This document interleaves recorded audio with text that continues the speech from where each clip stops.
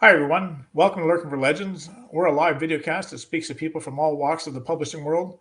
My co-hosts Chrissy Stratos and David M. Kelly and I encourage viewers to chime in with questions for our guest or comment on what you hear on the show. And tonight on Lurking for Legends, we're excited to have with us Candace Carter. Candace is a Hi. traditional mystery author and photographer based in the South Carolina Midlands. From growing up in a one-horse town, literally, to working for the National Park Services, she's walked many paths in life. Candace shared a love of Western movies with her father, and her stories reflect small-town life and the feeling of family experienced by people in rural communities. Thanks to her father, there's a bit of Old West in Candace's stories, too. She's now retired and reconnecting with her inner cowboy. So welcome, Candace. Thank you. I feel like I should have worn a cowboy hat, but, you're, but more than Oh, welcome to. goodness. they're across the room. But thanks for inviting me to the show. I'm happy Oh, to be you're here. most welcome. You're. If you want to put your cowboy hat on, you're more than welcome to put it Oh on. no, that's okay. It'll mess up my hair. See, David and I don't really have to worry about that, so That's true. Yeah, I didn't mean to. it's okay. It's old news. We're over it now. Okay. So, before we get going, tell us a little bit about Candace Carter for people who don't know you. Let's see. I always think that I've just been just kind of a dull person, but my friends are like, "You've done that. You've done that. You've done that." So, I lived in Colorado for a while, and that's where I got the inspiration for my book. And I was in the military. I went to college and got a degree in veterinary medicine, and I did that for a while. Then I started working for the federal government, um, and they were all in really not really cool places, but I went to some fun places while I worked for them and got to do some really cool things. But as far as a lot about me, I don't really know what I'm not the kind of person that talks about myself, I guess is what I'm saying. Now, how So, about your books and stuff? And so, what have you okay. got going on with there?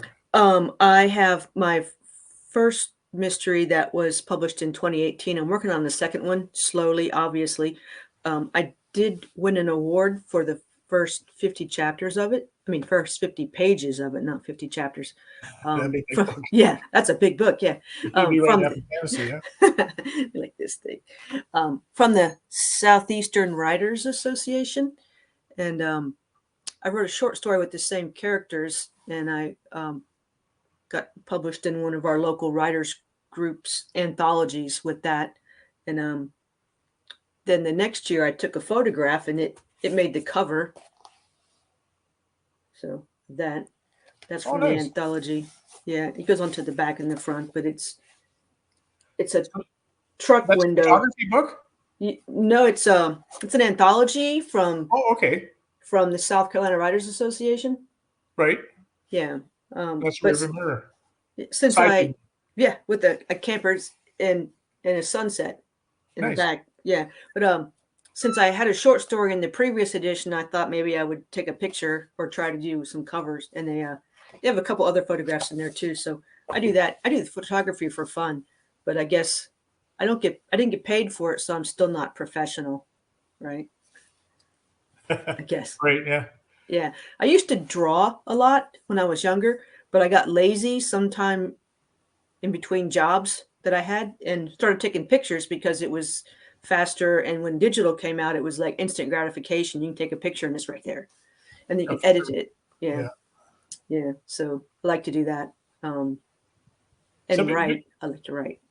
before we get into any questions about your stuff, you're listed as a traditional mystery author, and I'm a fantasy author, so I don't understand the traditional part. Okay. I understand that. What does traditional mystery author mean?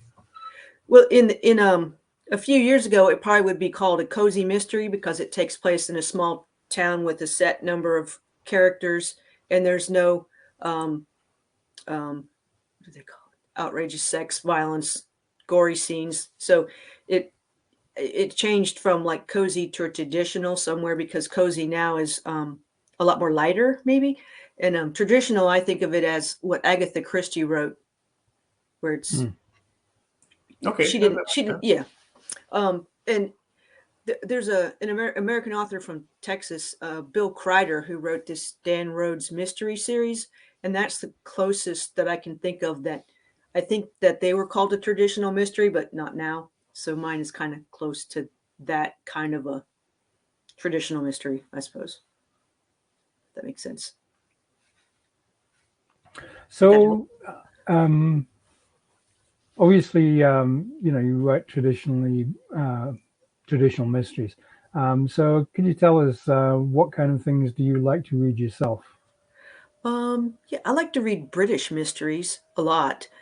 And once in a while, I'll read, like I follow a couple of book reviewers on Instagram, and they'll recommend a book, and I'll look at it, and I'm like, that sounds kind of fun. So I recently read a couple of Regency romance short stories, which were just kind of cutesy, but I liked them.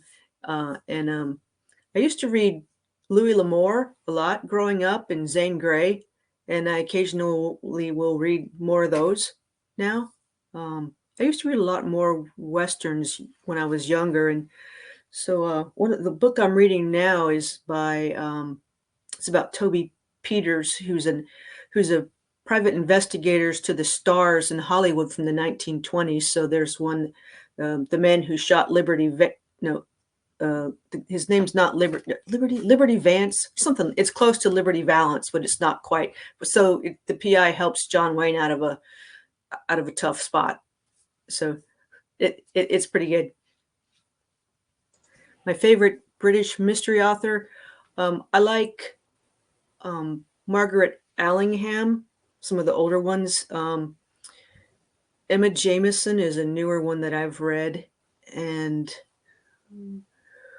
I used to read Martha Grimes a lot, but I kind of moved away from there. And Carolyn Graham, who writes the Midsummer Murder Mystery, she had come up with the character, and that whole series was taken from that. She has some pretty good books that I like. I like them a lot. Cool. So, sorry. Go ahead. No, I thought Richard was going to say something. So, I noticed on your website, that you were in the military at one time, and some of my science fiction books are somewhat military leaning, and so I was just wondering, could you tell us maybe a little bit about your experience as a woman in the military, and has that kind of impacted on any of your writing? It doesn't. I don't. Well, maybe there are a couple female characters in my writing, and they're not. I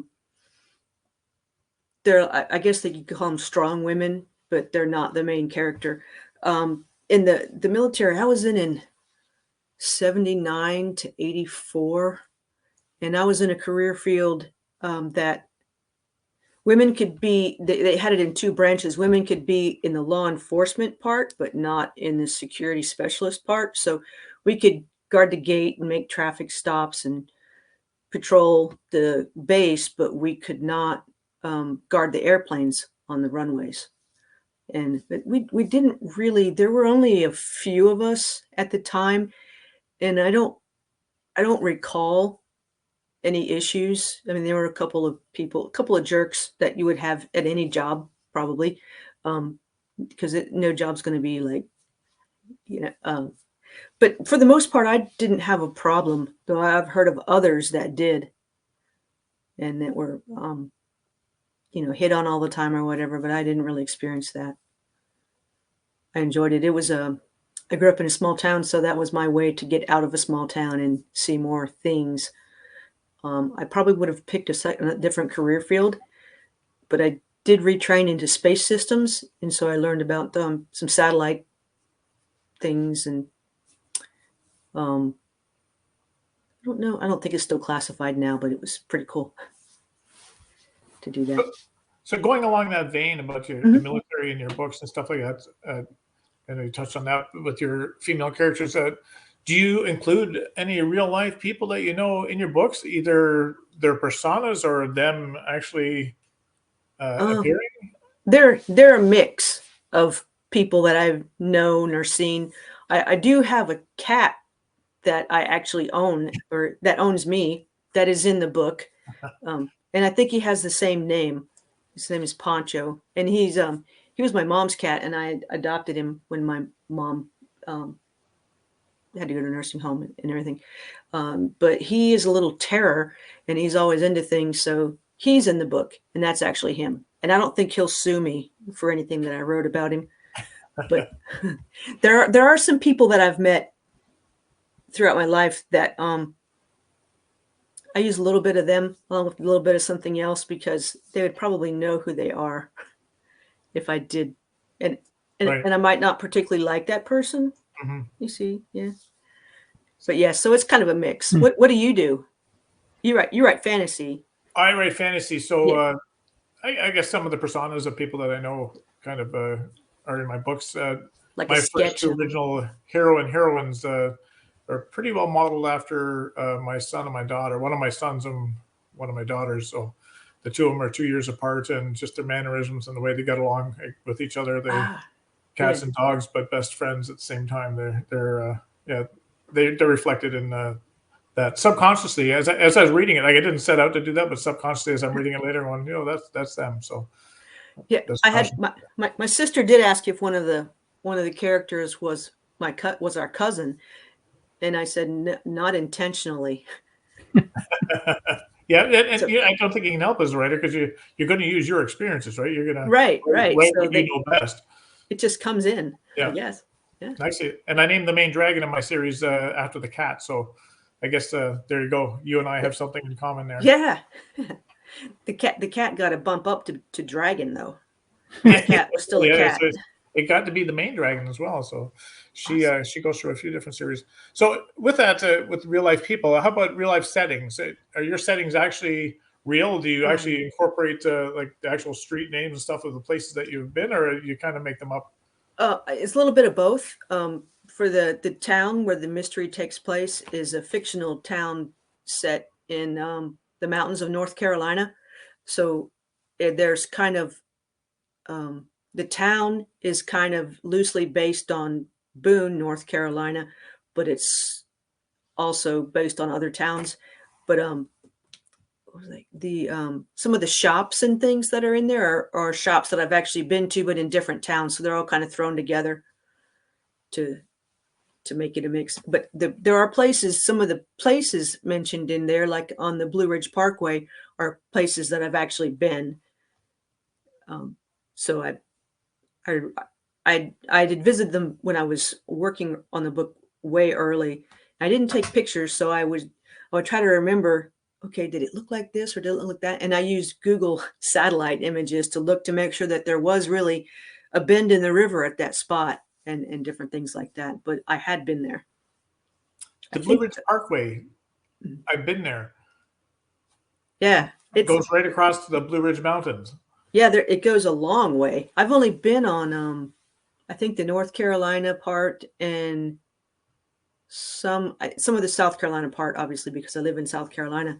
But I haven't ever driven it from end to end, like from Shenandoah National Park or Shenandoah Valley all the way down to the end. I believe it starts in Kentucky, does it not? I thought it was Virginia. You could be right. We got on Tail of the Dragon of all, Oh yeah, places back in the Dragons, but it's the windiest stretch of highway I've ever been on, and it's not really a highway; it's just a road right up the mountain. But it's a lot of fun, Dave. If you ever want to take your Corvette down, that's probably the best Corvette road you'll ever drive. I have a friend that took motorcycles on it, and he loved it. Oh, it was something else. Yeah, it's just bend after bend after bend as you're going up the side of this mountain. I might have to look into a Corvette though. Yeah, it does start in Virginia because I was on it as well one time. Okay. Not all of it, sort of same thing, but yeah, it definitely it's in Virginia. I know that much because that's where I was on it. So yeah. I work for the National Park Service, but I don't know all about every park. I just kind of I think it's in So your first book, if I hope I've got this right, is called Muddy Waters. Is that right? Yes. So is there going to be a follow-up to that? Yes, I'm working on that one, and it should be coming out within the next few months, I hope. I have to tie up the last part and send it to I I'm in a group of mystery authors that are kind of a co-op. So we help each other by editing the works and reading them for like missing holes and things like that in the story. So once that it is finished, they get it, and then they give their. I can use the name of the press as my publisher, but we each self-publish. So it kind of it wasn't that way for the first book. The first book I was published by a traditional publisher, so I'm doing the second one on my own for that. But yeah, and the name of it's going to be Where the Blacktop Ends. And I mean, the premise of the book, it sounds like it would make great TV or movie adaptation. That would be awesome, wouldn't it? Yeah, I know, wouldn't it? So I mean, if that happened, have you got any sort of like thoughts as to who would play the main roles? No, I think about that sometimes, but I don't know all of the young actors, the younger actors that are out now. I mean, I would say Joel McCrea, or the old actors that are dead now, and that wouldn't work, obviously. They're part of the story. They talk about how the main character Henry Smith gets his nickname of Whispering Smith, and it's from an old Alan Ladd Western from the 1940s, where he's a railroad detective. There's also a book, I think, called Whispering Smith too, but Alan Ladd couldn't play it either. So I don't know. I was like Brad Pitt, but he's too. I have in mind someone that's doesn't look like a big action figure, but someone that's just kind of maybe mild mannered, but when they're in a situation, then they're able to take care of themselves. Yes. Yeah, you answered my question. I was going to ask you where the name Whispering came from. Oh, okay. Yeah, the movie. I don't have it. My dog just came in. He pushed the door open. She's like putting her head on my lap here. They're welcome on the show. That's okay. Yeah, I don't know if she'll look up. Hey, come here. Look. My best social media is always when I throw the cat in there. Oh, there's a cat in here too. Yeah, well, there you go. The dog's just kind of too low to be seen. Here, get up on the chair. Come here. Come on. I can try and advertise my book on social media, and I get a few likes here and there, and from very diehard fans. But I throw a cat in there, all of a sudden that I get likes all over the place. So. And now I forgot the question. Oh, I think you've already answered anyway. Okay. As the protagonist says the Henry Whispering Smith, and I was just wondering where the whispering came from. Yeah, it was that movie. It's Alan Ladd. There was also a series with Audie Murphy as the main character. I think it was like a year or two that it was on. Television series it might have been called Whispering Smith. That's neat. Yeah. So when did you start writing, and when did just writing in general, and when did you actually start writing Muddy Waters? I started writing a little bit in college, but there wasn't a lot of time to really be creative and write a lot in college. And so let's see, when I was in the military, I was stationed at Las Vegas for part of the time, and I would go south to Bullhead City, and I saw a sign in the it's like a general store in the middle of, I think, Searchlight, Nevada. It's kind of in the middle of nowhere between there and Bullhead City, and there was a sign in the window, like an actual wanted poster for sheep rustlers, and that gave me the idea of, that'd be kind of a neat idea. I mean, how do they catch sheep rustlers, and how do sheep rustlers do what they do? And then when I worked in Colorado, I don't even know how many years later, I was in the northwest corner where there's a lot of open land and ranchers and open range, and all kinds of canyons and different places that people could steal cattle. And some of the ranchers did talk about it. I asked about it because it was already in my mind. And then I did some research too. So it just kind of started. That job out there, since it was 75 miles from town. So after work, I didn't have a lot to do. So I started writing a lot then. And I finished the book when I was there. This is probably in 2000, but it was very rough. And then when I moved back east, I got into a couple of critique groups, and it really started taking shape then. So it took a while before it finally came out. And then I went back and forth with getting an agent or not. I got Lyme disease. So for a couple years, I did nothing. And then after I started feeling better, then I went and got it all edited, finished, and got it published. So it was a long process then. So yeah, it took a long time. Yeah. So I guess I don't feel so bad about taking so long for the second one. I'm like, well, it's still quicker than the first. Yep. The main thing is you got it actually published. So that's more than 99% of the people say they're going to write a book. Yeah. I won a contest, the Whodunit Award with the Mystery Writers of Florida, or a group affiliated with them. And I just sent the book in, and it didn't win first, but they still published it. So. Oh, congratulations. I was going to mention that too. I seen you already won an award, and I love the logo of the Whodunit Mystery Competition. Oh yeah, they have a little, what do they have, a little star or something, or they have something else? They got the magnifying glass and yeah. Oh, okay, yeah. Yeah, you got that in front of your paperback. That's on the inside. Yeah, that's really cool. Yeah, I like that. That's pretty. It is neat. Yeah. Oh, that's awesome! Congratulations on that. Yeah, thank you. I was surprised. I was like, what? Sometimes we don't give ourselves enough credit. Yeah. I won an award with the. Thank you, Wanda. Yeah, I won an award with the Florida Writers Association. They have a Royal Palm Literary Award, but that was on one of the rough drafts, and I think I got second place. But after the year after that, they asked me to be a judge. So I've been a judge off and on for 10 years for the Florida Writers Association, their competition. But I can't tell you what genres I judge, because we don't want anyone asking for, hey, favor. Yeah. So as I just mentioned a little bit earlier, I write science fiction. So I was kind of intrigued to see from your website that you've got a sci-fi story in the works. Can you tell us a little bit about that? It started from in college. We had to write the definition of something, and I was, I don't know, feeling my oats or something, and I decided to base it on an old Star Trek episode where they had to I think it was the Corbomite remove. I forget all the names of the episodes, but it was one of the original Star Trek things.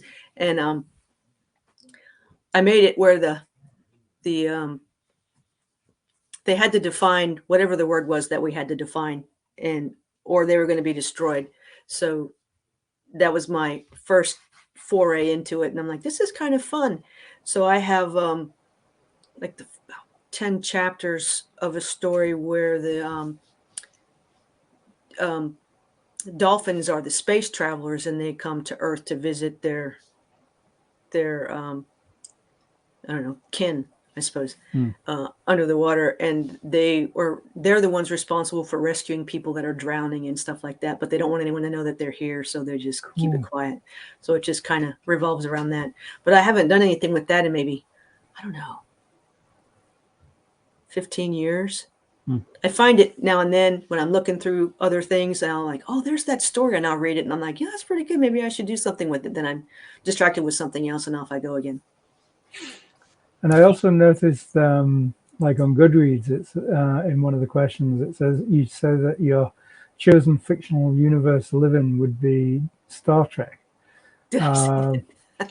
Yeah. So which era of Star Trek would it be? Would it be the classic era? Yeah, the classic one, probably. Yeah. That's the one I watch the most of. Good choice. Yeah, thank you. The dog just ran right through here. I'm surprised she didn't knock the laptop off. She's chasing a cat.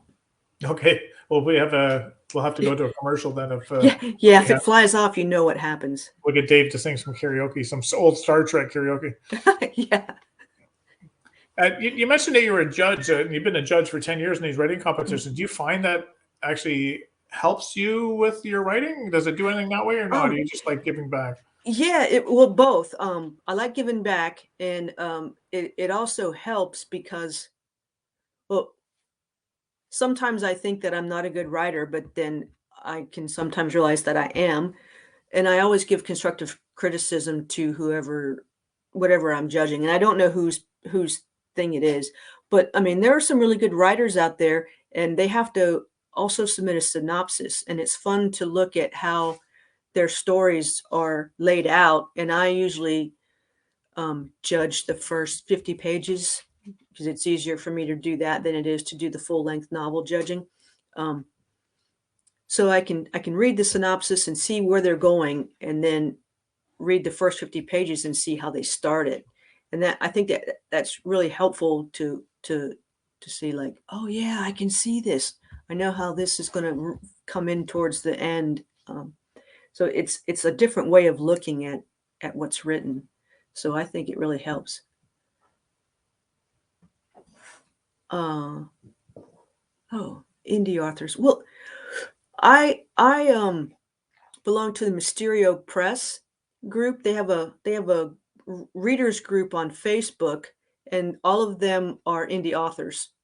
They have all of them are different types of writers, from paranormal mystery to cozies and all that. So the person that said they like the traditional mysteries, that might be a place to look and start there.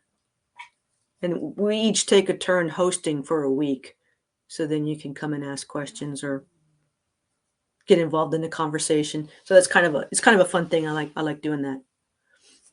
But I've learned go ahead. Sorry, is that a live thing that you do, or is it all done by text? Or it's just text. We just post pictures or ask questions during our hosting week.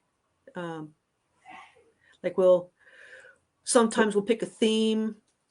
Okay, yeah, it's Mysterio Press. I think it's the Magical Mystery Ride or something, but it should be on there. Or if you find me, then you might find that. It's actually on my link tree on Instagram. I'm at CC Carter Writes. There's a link in there to the Mysterio Press on Facebook. If that's not too much to say, but no, that's awesome. Okay, yeah. So that's recent. I was invited to join them, and that's been. I've read more of their books than I probably would have if I had just seen it on a shelf. You know, I'm like, oh, this one looks good. Now I know the author. I think I'll read it. So it's pretty fun. And David, I used to read science fiction too.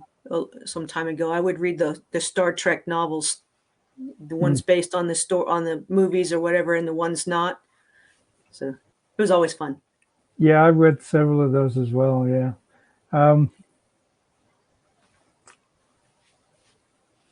Sorry, my mind's gone blank.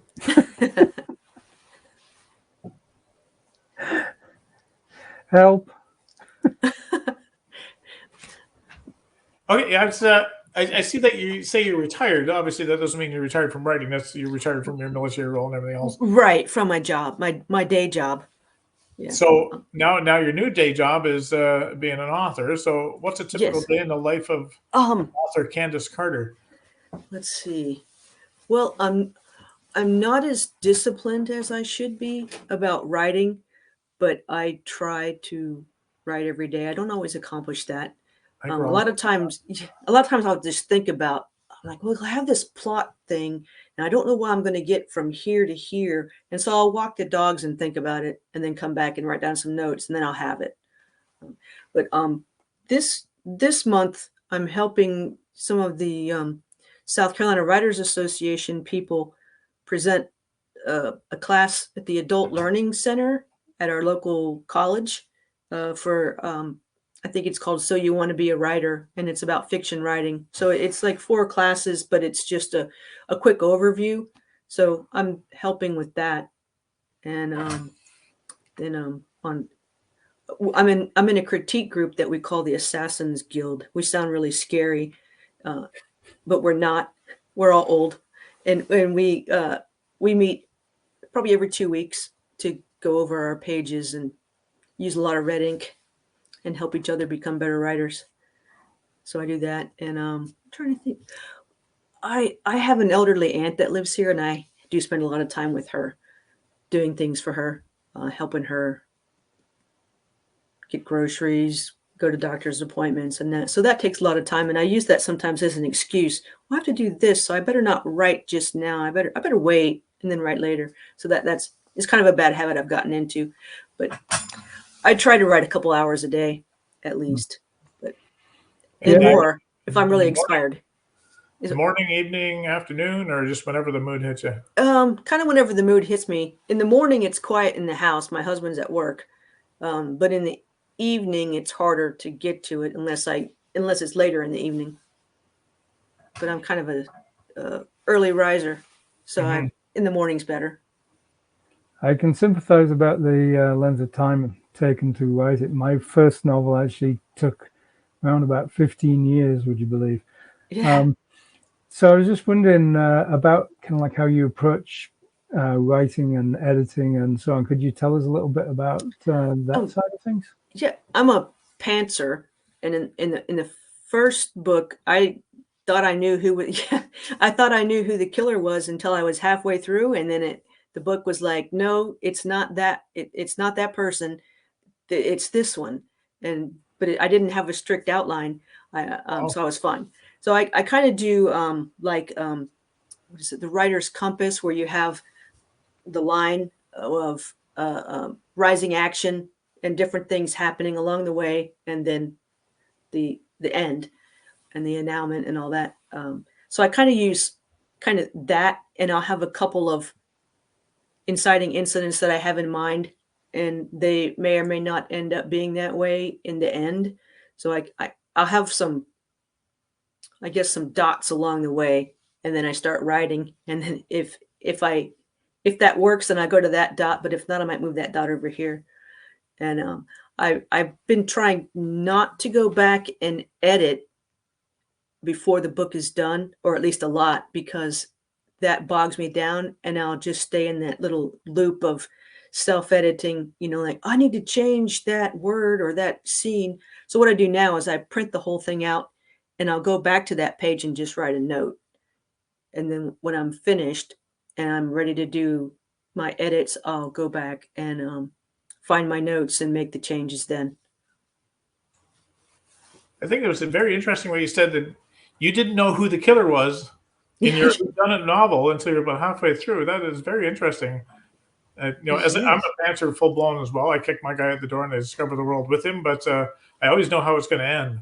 Like I just have to write everything happens from the time I kick him out the door till it ends. But I couldn't imagine writing a whodunit novel and not knowing who the killer is myself. Well, I didn't. I knew how it was going to end. How the killer is caught, but I just didn't know who the killer. It just wasn't who I thought it was going to be. And so after, it's easy to go back and put the clues in or change the clues. So I was just able to do that. And fix it. So now when people read it, they're like, I had no idea who it was until the very end. So I'm like, yes. I think Agatha Christie did that. Sorry, Dave. That sounds like a really good way to write a whodunit. If you as the author do not know who did it, then you're going to be writing from the point of view of you don't know who did it. Right. So you're not going to be letting the reader in on who did it because you don't know yourself. And that's actually a kind of a genius way to write that story. And then when you actually discover who it is, you can, like you say, you go back and add the story. That's really neat. I didn't become genius on that one on purpose. It was just an accident. Accidental genius, maybe. I don't know. Yeah, I think Agatha Christie did that on pretty much every book she wrote. Oh, really? Yes, I read that somewhere. She never knew who was going to be the person, like the main bad guy sort of thing. Yeah. At the very end, and then at the very end, she would kind of like, okay, it's going to be sort of like it's this one, yeah, that one, and then she would just kind of like go back and rework the clues to make it fit, like the person. That's brilliant, isn't it? Yeah. I didn't know I was copying that, with like following, doing what she did. That's pretty. Yeah, I have some of her, like the little what is it? The Agatha Christie. No, it's like the notebook where it's got scribbles on some of her pages and stuff like that you can kind of see how she works some things through. And I read that and I'm just like, that's how. It blows my mind that she can just do all that like that and write so many books. I'm like, I can't even get number 2 out yet, but I don't know. So one question I like to ask authors is with regard to research. What's the strangest thing you researched for one of your books? So if the police come calling and checking your internet browser history, Oh, what's the one damning thing that's going to take you down? I did research, well, a lot of rustling and cattle theft, horse theft, things like that. And I have a character that I'm trying to, he's like a secondary character, maybe, or tertiary, or even he's just someone that's in there that needs to have something happen to him. And so I was Googling, like, how can you hurt someone without killing them, and things like that. Um, and then I finally gave up on that because I wasn't really finding anything. It was more, I think poisons kept coming up, but I'm like, no, the characters in this book would not poison anyone. So I took a break and I was watching some of the 1930s John Wayne movies. And there was a scene in one that I said, that's it. Something happened in one of the westerns to one of the bad guys, and I said, oh, perfect. So, and I still have the option of whether he dies or not. And I think I did Google if someone will be killed if that happened to them. So there's probably some. How do you kill in my Google history, a person? I'm sure there's. So since you started writing and researching this stuff, does your husband sleep a little lighter?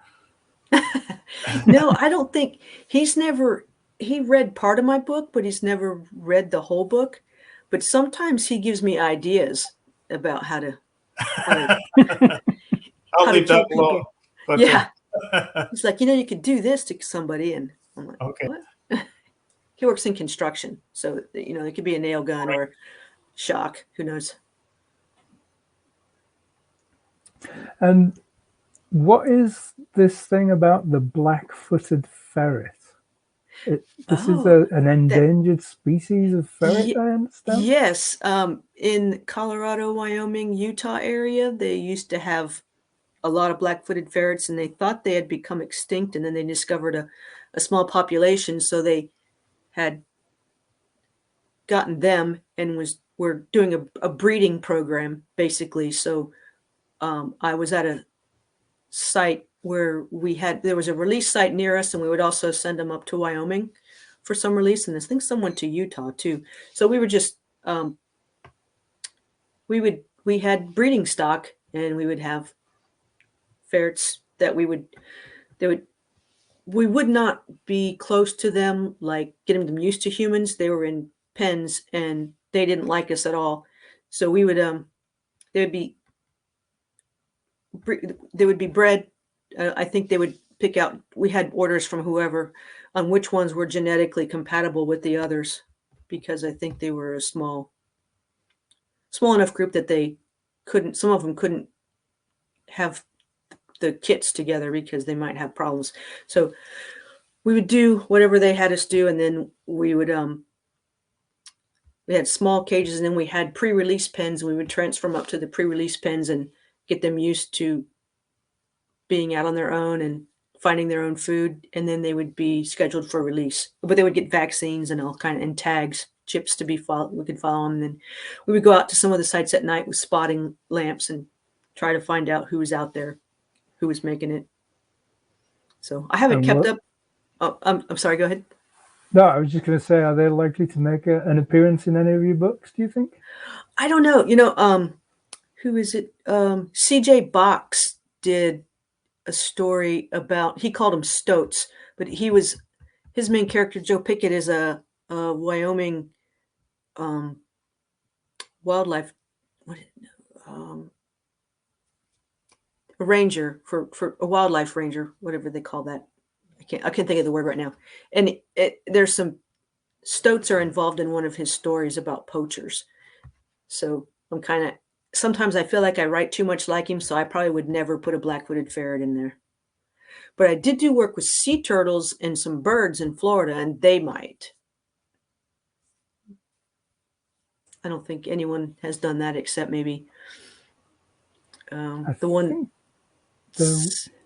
There was the woman that writes the Park Service mysteries did one with the turtle. Or turtles, sea turtles. Was there a ferret in one of the Sherlock Holmes mysteries?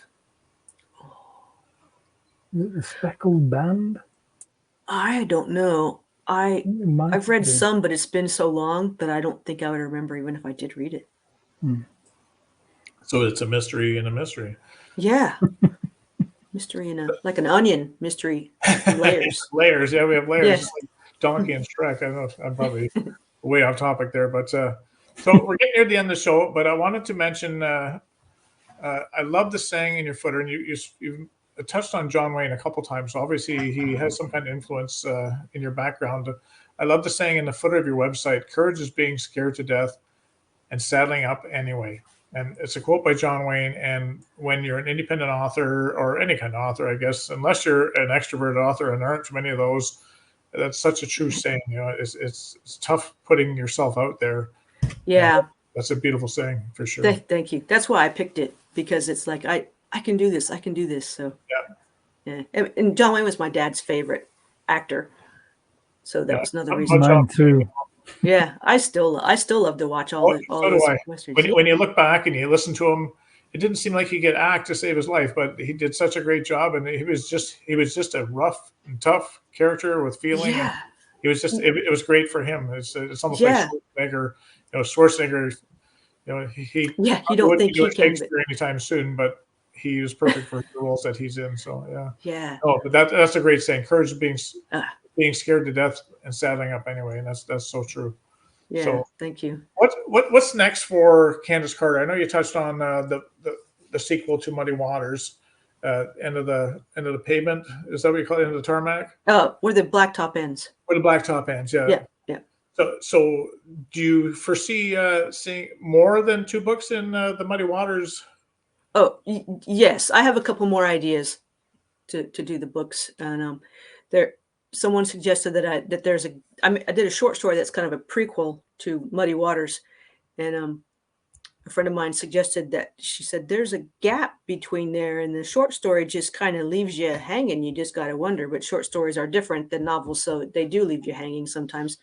So she suggested that I fill in that gap. So I thought about doing a novella next, so it would be going backwards, and then then going for the next one after the where the Blacktop ends.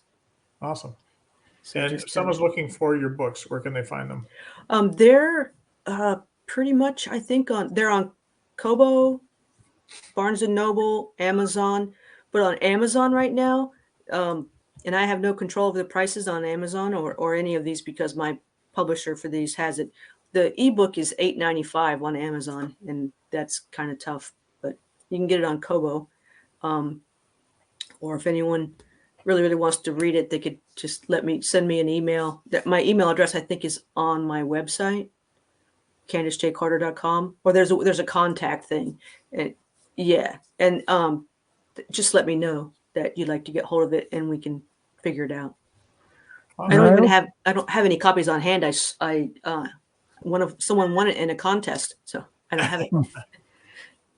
Just one little final question for me. I just wonder, so Muddy Waters, is this to do with water that's filthy, or is this to do with the blues musician? Oh, I get asked that a lot about the blues musician, and I didn't really realize what I was doing when I made the title, but it has to do with jumping into muddy water, like you don't know what's at the bottom. So the character, when he comes back to his hometown, he's jumping into something that he doesn't really want to do, and he can't really see what's going to happen, but he has to do it because he promised that he was going to do it. So it should be crossing muddy waters. That probably make more sense, but it's not. That's awesome. Yeah, thank you for coming on our show tonight. We really appreciate having you here and talking about Muddy Waters and Black-Footed Ferrets and and all this other stuff that's going on. So just before we go, Dave, do you have anything special you want to tell our viewers? I guess I've had a little bit of a milestone this week in that I've just hit 25% through writing the first draft of Logan 3. my third Logan Two Feathers series. So Nice. that's a nice little accomplishment. So, yay. Yay. So is it flowing along quite nicely, or have you been struggling with it? No, it's been going along pretty nicely actually. The second book was a little bit more difficult because of all the COVID stuff, and I was very distracted. I was too. Yeah, I think we all Yeah, are. I mean, I think a lot of people were, but this one, it's like I started writing it kind of after I'd finished editing the first one and sent it off to my external editor, and it's kind of like coming along quite nicely, and there's lots of strange things happening in Logan's world. Yeah, it's funny you touched on COVID because I write full time. I sit at home all day in front of my computer. Some days I really berate myself for not getting much done. It seems like a wasted day. And you would think with COVID that you'd be able to get more done because you're doing nothing but you're stuck in the house. And it seems like I get less done. And I don't sit there and dwell on what's going on in the news and everything else, but it's still a distraction in the back of your mind. And it took me a while to accept the fact that I'm not the only one going through that. And once I realized that, I think it made it a little easier to cope with the fact that I'm not as prolific as a lot of people say I'm prolific the way that I'm pumping out books, but I don't think I am because there are days that I might not write 50 words, and we all write at our own pace, and the COVID certainly is knocking the stuffing out of everything we do. Yeah. I remember Charlene Harris said that she was having a hard time writing. She's written tons of books, and that and they even had a series on TV, I think. Yeah. Certainly strange times. Anyway, Candace, thank you again for coming on our show, and we're welcome to have you back if when the next book comes out. Okay. If you want to come out back and talk about it, just sure. You can email me or David or Christy and ask Google form, and if you don't have it at the time, and fill it out and come on back in. So we'd love to have you back on. So all right, thanks thank for you. being with us. Yeah, you're welcome. And so next week will be the first official episode featuring authors reading excerpts from their own books. So Dave and I decided to begin with a mystery theme. So next week is all going to be, we're going to have 3 different mystery authors, and Dave and I and the author are going to read excerpts from their books. So it'll be a lot of fun. I don't know about Dave, but I'll probably have a couple of props I might use while I'm reading. And I'm going to come as Igor. With that wig you were talking about? Yeah. Well, that's Christy. He's becoming Christy then. But Christy, Igor. The fun part of it, it's almost like a Carol Burnett show where you try and throw off the other person. So I have a lot of fun with them, and we don't take ourselves too seriously, but we get to read excerpts from our books, and people love to hear the author read from their works. As much as I would never narrate my own book on audio because I don't have the voice for it or the talent, people do love hearing the author read from their own books. They don't have to be good readers. They just like to hear them read. So we're going to try and do this once a month. It'll be the first Tuesday every month. We're going to be selecting different genres and inviting a couple authors on. And Dave and I will be helping them read from their books. So Candace is growling. It's my dog. She's right. You can see her nose right here. She growls when people laugh. I don't know what it is. She's isn't that neat? Yeah. Okay. She's an Australian Shepherd. She's got the blue eyes. Come here. Will you come up here? Here, I'll just put it down. Look up there. Look up there. Look. Come on. Yeah. One side, yeah. There we go. There yeah. she is. Oh, wow. Yeah. So lovely. We think maybe the blue eyes, there's a little bit something else. I don't. But she'll growl when I bark, and she attacks. Have to use her for a prop. Yeah. She attacks empty paper towel holder, the tube. As soon as she hears the last paper towel come off, she's comes flying in and jumps on you trying to get it. It's weird. I don't know. So next week, the authors that we're going to read from are Anne Charles, Judy Penn-Shaluk, and Val Tobin. So they're 3 mystery authors, and that should be a lot of fun trying to make Dave laugh while he's trying to read his hidden character. So Dave and I taking part in the reads, what could possibly go wrong? Sounds fun. Yes, it will be a lot of fun. Anyway, thanks again for coming on. And you're welcome. Thank you for having me. Thanks, everyone. For Christy, Dave, and myself, we hope everyone has a safe and healthy week ahead. Until we meet again, take good care.